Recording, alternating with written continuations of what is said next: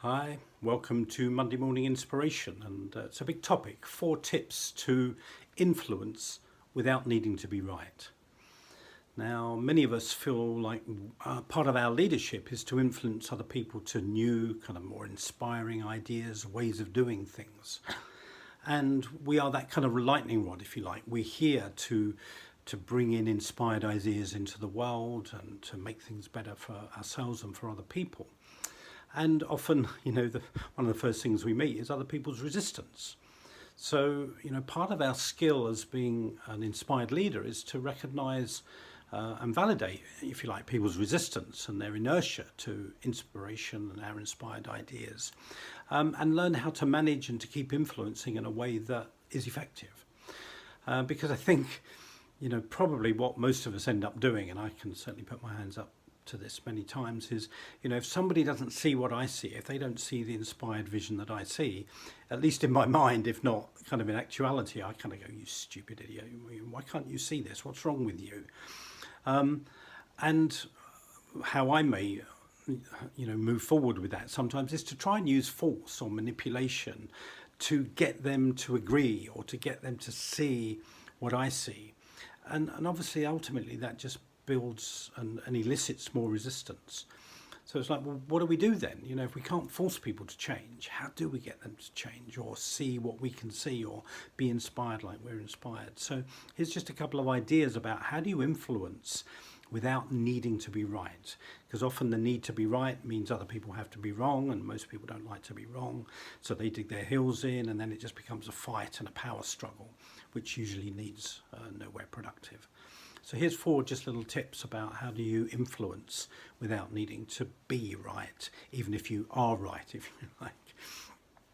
So number 1, as I've kind of alluded to really, loosen your need to be right. Don't make it so much about you, make it about the idea. That's the key here. Make it about the idea being right rather than you needing to be right. So one way to do that is to kind of become curious and to ask people, it's like, well, why doesn't that resonate with you? What does that trigger in you? So that you can understand their resistance, you can understand their fear, you can understand their inertia, because then you can do something about it. But if you don't understand it, then you're just going to use the kind of blunt instrument of force to try and get them to change. Keep sowing the seed of the idea, secondly. Just keep plugging away. I think, I don't know about you, but I've needed to hear ideas dozens, if not hundreds, if not thousands of times before sometimes they really click. So see yourself as a seed sower.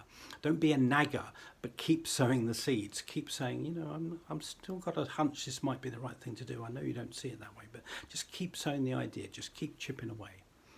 Thirdly, influence lightly by inspiration rather than force. And one of the ways I think we can do that is by keep painting a picture of how things would be better if this idea were real. So paint a picture of a more inspired, brighter, happier future that people can eventually perhaps engage with.